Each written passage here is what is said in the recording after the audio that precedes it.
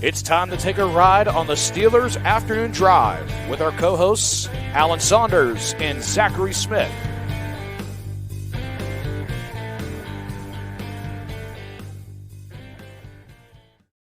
Welcome into another episode of Steelers Afternoon Drive. I'm Zachary Smith. That is Alan Saunders. Alan, what's going on? It's the off season, man. It's the off season. It is the off season. We do have a bit of news. So we have a lot of thank news. you for an off season Monday. I'm appreciative of the amount of news we've got here. Yeah, but like the big story, shortly before we recorded, thank you for this news coming out that the Steelers put in a notice. And again, this is just like a formality at this point. They can't block Zac Robinson from interviewing with the Steelers to be the offensive coordinator. But Zac Robinson, who an up-and-coming offensive mind, just 37 years old, pass game coordinator for the Los Angeles Rams. Very intriguing to see his name amongst this list here, Alan. And we'll talk about more of, who the candidates are and stuff like that. But I brought it up right to you before we started recording. Not necessarily somebody that I thought fit the bill based off what they said they were looking for. Yeah, so Mike Tomlin kind of broke it down last week and said he wanted an external candidate and he wanted someone with experience. Zac Robinson does not have that experience. He is the pass game coordinator and quarterbacks coach for the Rams. It is his second year in that job. Before that, he had 3 seasons as assistant wide receivers and quarterbacks coach, quarterback, then wide receiver, then quarterback. But just 5 years total of NFL coaching experience, none as a play caller. So very inexperienced in terms of what you would generally think about for a Mike Tomlin coordinator. Very young, 37 years old, would be by far the youngest coordinator that Tomlin has ever hired. Might be the youngest coach Tomlin's ever hired. I would have to go. I'd have to go do some research there, but certainly not a lot that are that young that come into the Steelers sphere. Guys that are interns or whatever, assistant position coaches. But in terms of major hires, would certainly be the youngest he's ever made. But, in a lot of ways also does check a lot of boxes in terms of scheme fit and quarterback development that I think are important to the Steelers as well as experience. And that's what I was just about to ask you. Okay, so maybe he doesn't fit the criteria in terms of the play calling experience, but why is he an attractive candidate to the Steelers and all these other teams that are putting in requests to interview him? Yeah, so the Bears did interview him. He didn't get that job. We're going to talk more about that in a minute. He is also interviewing with the Patriots and the Raiders. So some competition here anyway for Zac Robinson, or at least some competition to talk to Zac Robinson. So why is he sought after? Well, it's the Sean McVay coaching tree, right? That's something that almost every NFL team feels like they want a piece of, and good reason. It's a very dynamic offense. It's one that's had a lot of success in this league without elite talent at quarterback. Like, no one's saying that Matt Stafford isn't good, but he certainly is not a Patrick Mahomes or Josh Allen or Lamar Jackson like talent. And yet the Rams have still had success winning a Super Bowl. And really, I felt like Zac Robinson was a big part of the Rams turning around a pretty sluggish 2022 season this past fall. McVay specifically gave him a lot of credit for the work they did in that area. If you look at the way they used some young stars like Tutu Atwell and Puka Nacua, I think you can see why that would be attractive to just about any NFL team and not just the Pittsburgh Steelers. Yeah, and although he doesn't have the play calling experience in the regular season, Sean McVay made a note to highlight that he gave him play calling duties in the preseason to let him kind of get that experience under his belt. Does that mean anything to you? I mean, it doesn't mean a lot other than that McVay saw some potential in him beyond his current role. It doesn't mean a lot in that, like, listen, you and I could call plays for a preseason game. It's not hard. They're calling, the plays off the card as they come. In a preseason game, you go into a game with a plan. We want to run inside zone 8 times, outside zone 8 times, power 4. There's no play calling ability being exhibited in the preseason. So it doesn't really tell us anything about whether he would be good at that part of the job, but it does tell us that Sean McVay thought, hey, this is a guy who could have a bigger role than the one he has right now. Yeah, and somebody sent me this actually when it came out about Zac Robinson, the request to interview him. Going back to, this is an article from 2015, July of 2015, from Oklahoma, somebody that writes at Oklahoma State. Mason Rudolph enlists the help of an offseason instructor in the form of Zac Robinson. Yeah, so Robinson was a quarterback at Oklahoma State long before Rudolph. I think they're about almost 10 years apart. But then was sort of trying to get into coaching at about the time that Rudolph was coming out. And, um, Robinson had an elbow injury that kind of ended his playing career very young. And so he was one of those guys that kind of had to get into coaching maybe more quickly than other people do. It's why he's so young and up for this kind of position. So I think he was in that sort of transitional phase of his career where, in 2014, he was done in the NFL. When Rudolph's coming out in 18, he helped him with the pre-draft process. He was the guy who worked with him, playing his pro day drills and things like that. And so, I think there's a connection there, obviously. I don't know. We've talked a lot about scheme fits for the second quarterback. I don't know that working with Mason Rudolph as a college player really means anything in terms of his fit or ability to pick up Robinson's scheme. It's like a personal connection, but it's really not what we were talking about in terms of bringing a Jacoby Brissett with Eric Bieniemy or something like that, where you are literally just plucking the quarterback with the offensive coordinator and in the same scheme so that you don't have to teach it to another guy in addition to Kenny Pickett. Yeah, okay. Well, that maybe answers the question I was going to ask next then, because I was going to say, does that increase the likelihood for you that Mason Rudolph is back on the roster if it is Zac Robinson as the offensive coordinator? I mean, I would assume that if he likes the guy, he's going to make a case for him. I don't know. Just because, look, I have lots of friends that I wouldn't necessarily recommend for a job, and I wouldn't put my job on the line to hire them. It doesn't. Could it? I will say it could. I'm not going to say it will, right? It certainly could increase the chances of Mason Rudolph getting the job. But sometimes, the people that know you the best know your warts the most and are like, maybe that's not the best. I don't know. So, I don't think it certainly means definitively one way or another that it's a good or a bad thing for Mason Rudolph. It's certainly an interesting connection. But I don't think I would change the math at all in terms of how much we think it is or isn't likely that Mason Rudolph is coming back based on Zac Robinson potentially being the offensive coordinator. Yeah, and as I was looking, because I put out that tweet last week and everything like that, where I was trying to find a potential offensive coordinator and pairing them with a veteran quarterback, and that's been something I've been looking at. So I was looking at the Rams quarterback history since 2019 when he was there, and obviously Jared Goff's a starter for the Detroit Lions, Matthew Stafford's still with the Rams, so it's Blake Bortles, who was a backup for them in 19, John Wolford, who was a backup for them for a couple seasons, and Baker Mayfield spent 5 weeks there last year. Carson Wentz is there this year also. Carson Wentz is there right now. Yeah. So Baker Mayfield's interesting. Look, I mean, I can't imagine that Tampa's going to let him go, right? I mean, I keep putting him in the conversation because he is a free agent, but that would just seem crazy to me. What do you make of the fact that Mike Tomlin came out and said, I want experienced coach, and the first name that we're getting that is definitively linked to the team with interest is a guy that does not have that experience, is 37 years old in our big board, which you should go read at steelersnow.com. We link to it everywhere, but it's also right there in the top menu bar where it says 2024 offseason, just says OC big board. Go click it and check it out. We have 30 names on there. This is the youngest, least experienced I have it pulled up right now as we're having this conversation. This is the youngest, least experienced guy on the list. What do you make of that? That he's the first one out there? I think he's putting, and I'm not saying that they're all going to be this way. I think you're going to see most guys have the offensive coordinator or play calling experience, I should say. But I think this is putting a lot of Tomlin's showing how much respect and how much stock he puts into guys that fall under the McVay tree. I think that those guys are serious candidates, and this is him just saying, this is how much respect I have for Sean McVay. If this guy is under him, if McVay has kind of, I don't know if he's come outward and said, hey, this guy's stamp of approval should be an offensive coordinator somewhere, but clearly he has a lot of trust and faith in him and thinks he's a rising star. So I think it's Tomlin kind of saying that.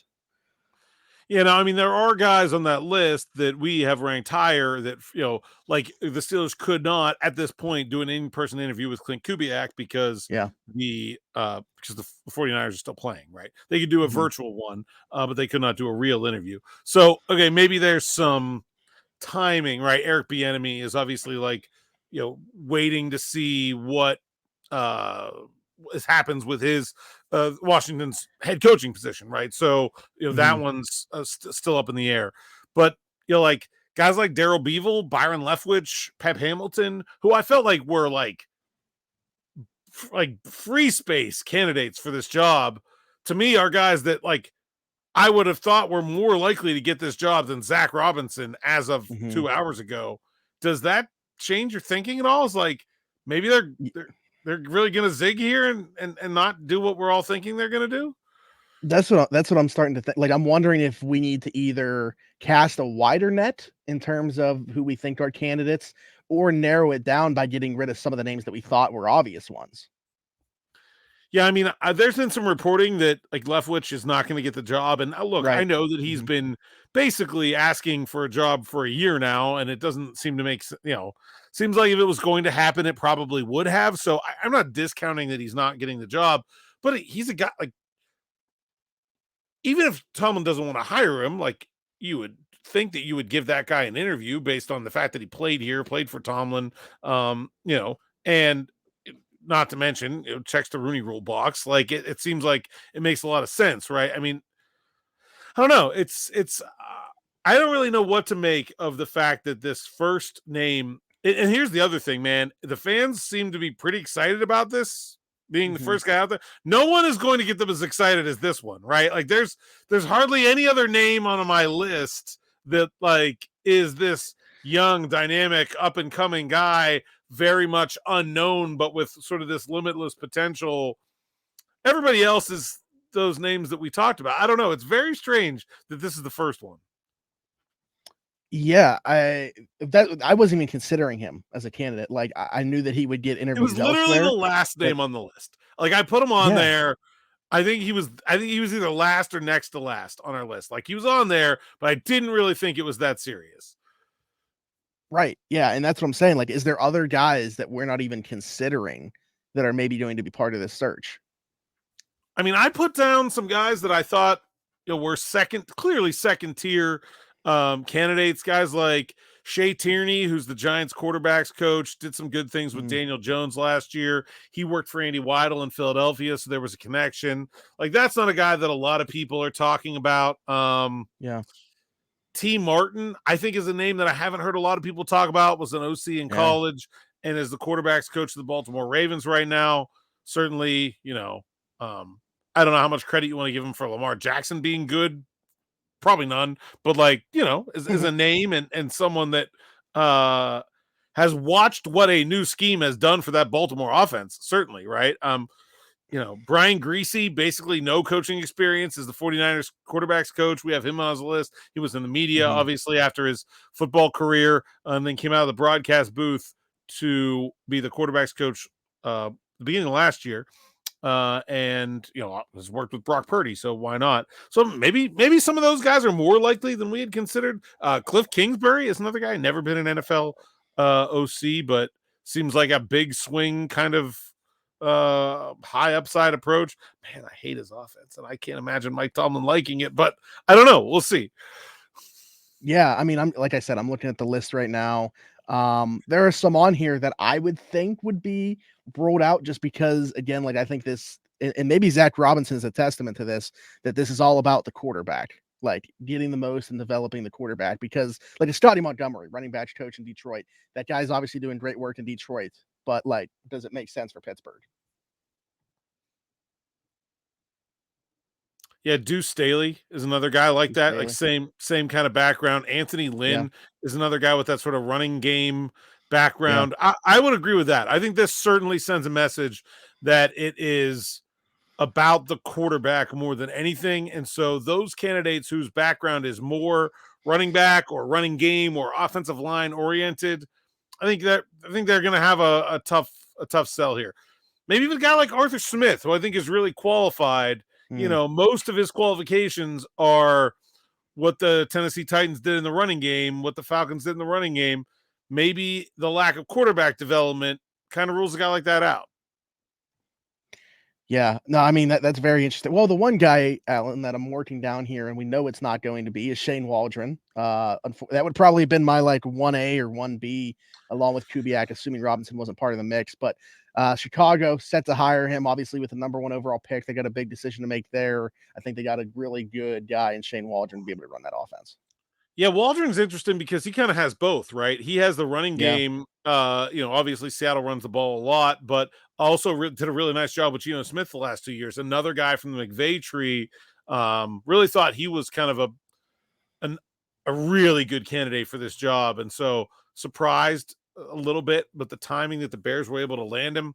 I don't think it's a slight against the Steelers. There's only 32 of these jobs. There's only 5 or 6 of them open. You get offered one, you take it. It's kind of the way it goes. You don't wait to think about who might be interested later. But man, I thought Shane Waldron was a good fit for the Steelers, and I'm certainly he was very high on the list of sort of obvious candidates. Yeah, well, like you mentioned, obviously a diverse run game, what he was able to do with Geno Smith. So you got that. But also Nick mentioned this to me, and I thought it was a great point on Friday when we talked about Shane Waldron, was getting the most out of his offense despite, the offensive line play, like being able to mask how poor they played. And, we've talked a lot about this past season about Pittsburgh's issues and pass protection. That would have been something that was attractive on its own as well. Yeah, I really thought Waldron was a good candidate. I did feel like the Seattle offense didn't quite live up to its expectations this year, considering how good their wide receivers were. And a lot of that you can put on the offensive line. I don't know. I think Waldron's a really good candidate, though. And, it's interesting because what does him going to the Bears mean for Justin Fields? Does that mean they're keeping him? Does that mean they're not keeping him? And obviously the other part of this conversation is the Steelers, still in the quarterback market. And so, lots to monitor there, but I think that was a good candidate for the Steelers. I think it's a blow to them that he goes to the Bears before ever getting an interview. But I think Zac Robinson is a very exciting candidate. They're going to have more, obviously. I expect them to interview between 5 and 10 guys, and so we'll see where this goes. But very, very interesting first candidate. That's not what I expected. Yeah, real quick, I just want to say, obviously this isn't a Bears podcast, but you mentioned about, Waldron going there. Does it mean they keep Fields or what? I saw somebody put out about Shane Waldron being a QB collective guy, and that's who Caleb Williams is working with leading up to the draft, but also so does Justin Fields. So, that wasn't put in the initial tweet and had everybody going crazy, like, oh, here we go. Here's the link. They're definitely going with Caleb Williams now. But I don't know. What would you do if you were in that spot? You taking Caleb Williams and moving on from Justin Fields? I think it depends on. You got to go to Justin Fields and negotiate a contract extension now if you're going to keep him. And if you can make a number work right now and negotiate this extension, and then you can trade that first overall pick, trade down a couple spots, still get a really good player, let somebody else pay for Caleb Williams. I think I would take that. I think there's enough to work with. I don't know that Justin Fields is going to be great, but I think there's enough to work with that should give you confidence that you can turn him into good. And you start putting some more weapons around him, that might be good enough. Okay. Yeah, I see the case for both. Like the other part of it, instead of paying Justin Fields, I don't know what that contract extension is going to look like, but you're resetting the rookie deal, obviously, right? But I know it's not cheap, number 1 pick.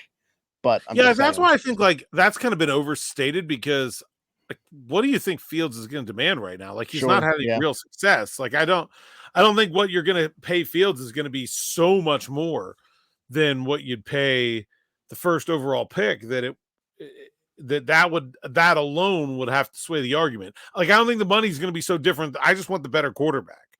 And not that I don't think Caleb Williams is a good prospect. I just think if I can get the better if I can get a guy who's 85% of that and also get a top 3 pick plus something else.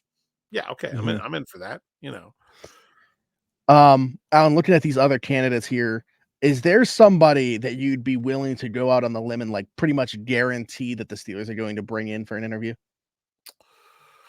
It's so obvious. Darrell Beeville feels like just an obvious candidate, right? I mean, he has the experience, and this is where I think a guy like Zac Robinson runs into trouble.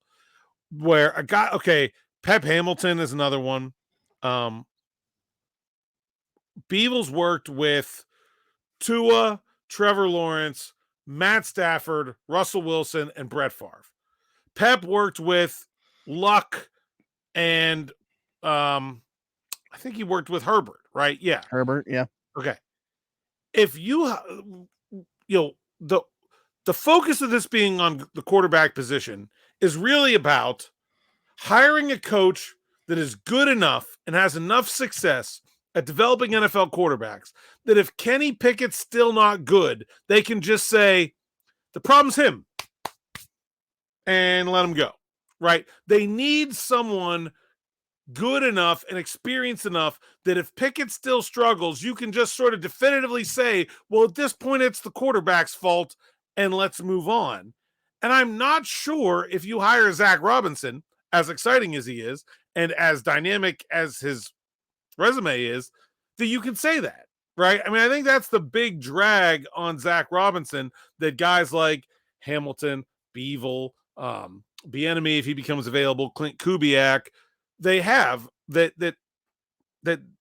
Robinson doesn't have, right? I mean, Robinson, Matt Stafford was already a bona fide thing when Robinson came into the Rams coaching staff, and since then has obviously played well, but I don't think we're crediting any of that to Zac Robinson. So I think those guys with the extensive background of quarterback coaching are like absolute interviews.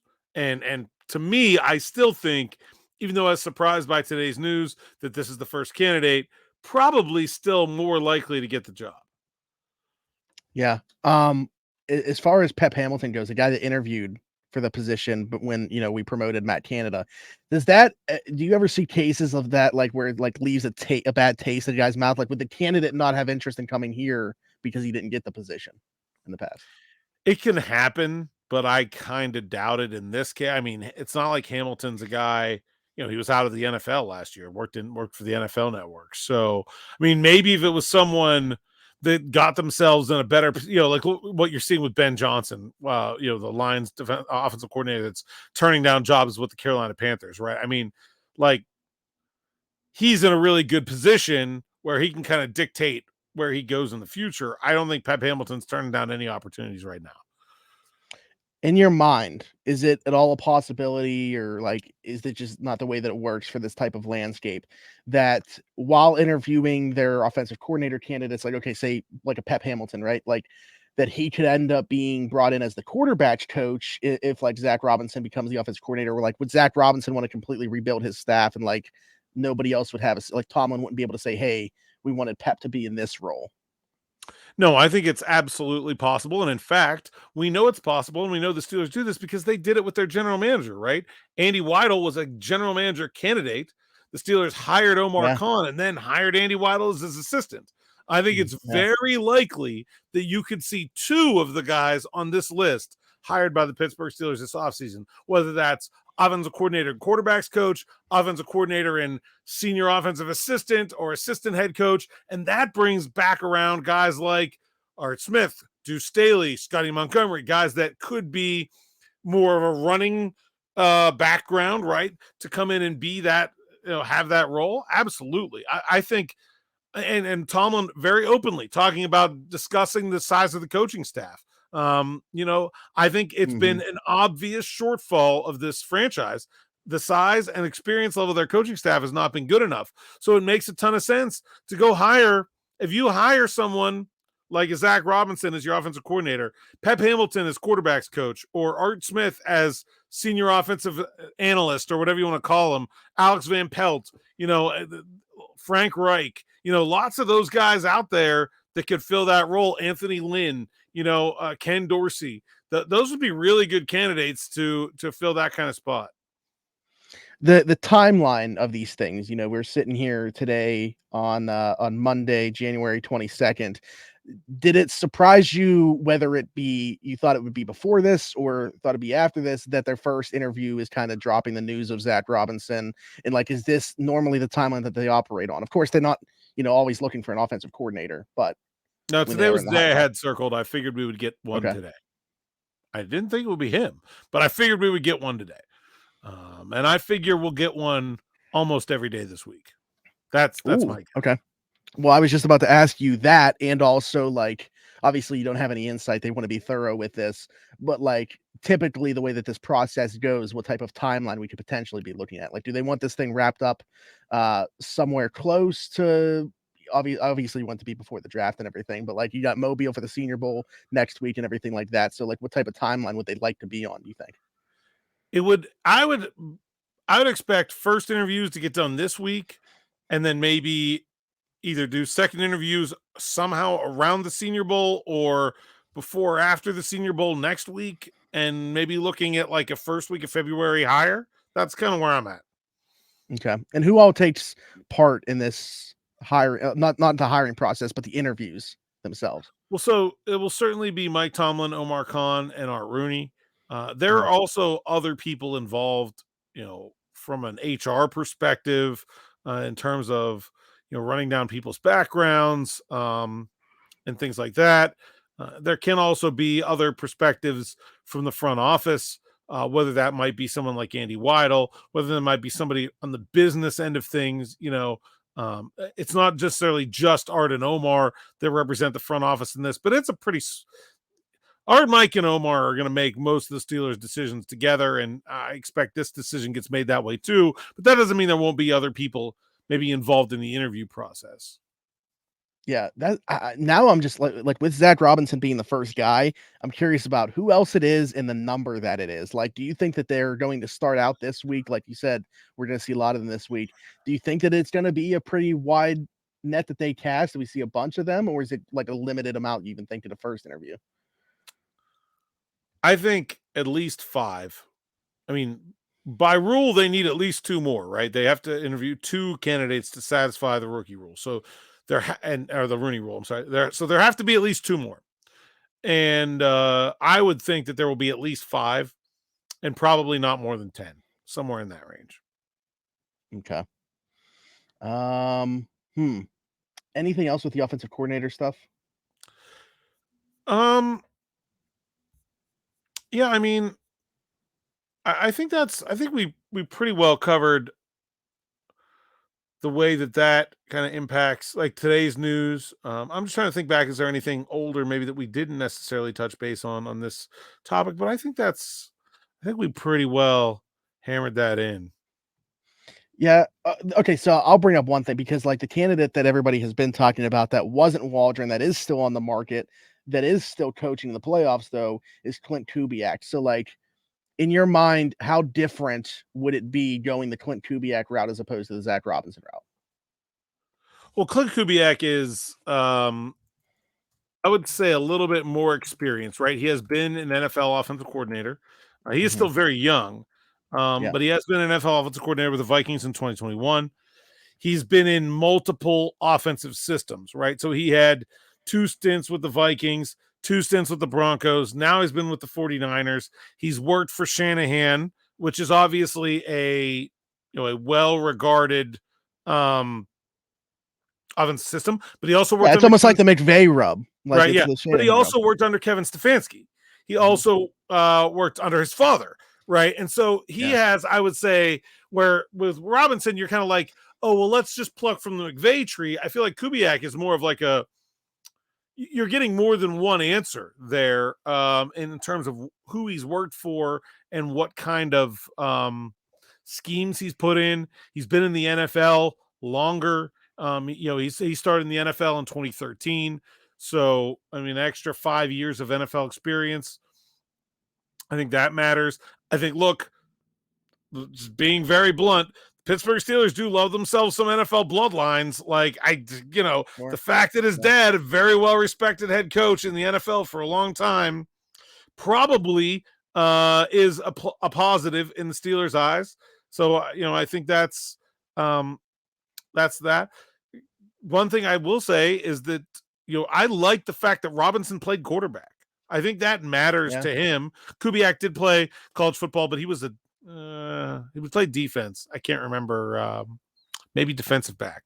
But I think the fact that Robinson played quarterback recently, he's a young guy who's was in the NFL as a quarterback. I think that really plays in his favor. But yeah, I think Kubiak's a better candidate if I'm perfectly honest. But obviously he's still playing, so you got to wait to do an in-person interview. And will the Steelers want to do that? Will they want to wait to the Super Bowl if that's what it takes to get their guy? Yeah, that's what I was going to ask, is like, just knowing them, are they not necessarily put off, but like not want to go the route of having to do the like non-in-person virtual meetings first and then not be able to meet with what they think might be their guy in person until after the season is over? Like, are they willing to wait that process out? Well, I do think you can do in-person interviews the week before the Super Bowl, right? Okay. The week in between. So it would be be a couple weeks. I think they would wait. Eric Bieniemy is the other one that they may have to wait on. Yeah.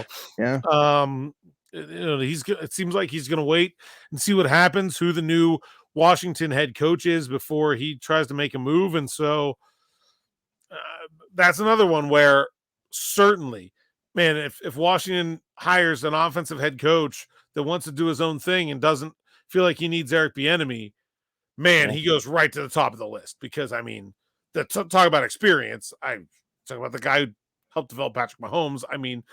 Doesn't really get a lot better than that in terms of recent real world experience. So yeah, I think there's a ton to like there if he becomes available. So I don't necessarily think that the Steelers need to be in a big rush with all of these guys. I think they can wait for Kubiak. I think they can wait for Bieniemy. I would have said I thought they could wait for Waldron, but apparently he didn't want to wait. So I would not be surprised if they are patient with some of these guys, and especially given Tomlin's involvement in the Senior Bowl, that maybe things do drag into that first week of February. Last thing I want to ask before we get out of here is, because you just mentioned the thing about Bieniemy, and it put this into my mind. Say every team that has filled their offensive coordinator position by that time, could that be to the benefit of the Steelers, where that's the type of guy that they bring in as like a senior offensive assistant or something like that, because there's no offensive spot for him? Yeah, absolutely. Yeah. I think at that point you start thinking about firing the guy you just hired. So somebody's going to give Eric Bieniemy a job, I'm pretty sure. So I don't know. We'll see. But yeah. Sure. Yeah. I was just thinking, could they be, on the fortunate side of circumstances there, if everybody else has kind of filled their spots by the time that Ben Johnson gets hired in Washington? Yeah. I don't know. It's an interesting thing to think about, right? And of course, at that point, Bieniemy does have the option to just stick around, right? He has a contract. He doesn't have to leave, unless they are going to fire him. Even if Ben Johnson doesn't really want Eric Bieniemy around, I think that would still be kind of crazy. So I don't know. Yeah, I agree. All right, Alan, tell the people where they can find you. The big board and all the rest of our offensive coordinator content. Nick Farabaugh is doing a deeper in-depth breakdown about Zac Robinson right now. That's all at SteelersNow.com. Site's account is at PGH Steelers Now. On Twitter at @Saunders_PGH is my account. Like and subscribe to YouTube channel, and we'll keep doing this every day. Yes, like, subscribe, hit that notification bell. The march to 12,000 is now on. 11,016 subscribers exactly as we sit here right now. Hit us in the comments with any questions or thoughts on what we talked about. How would you feel if the Steelers hired Zac Robinson as their next offensive coordinator? Let us know in the comments.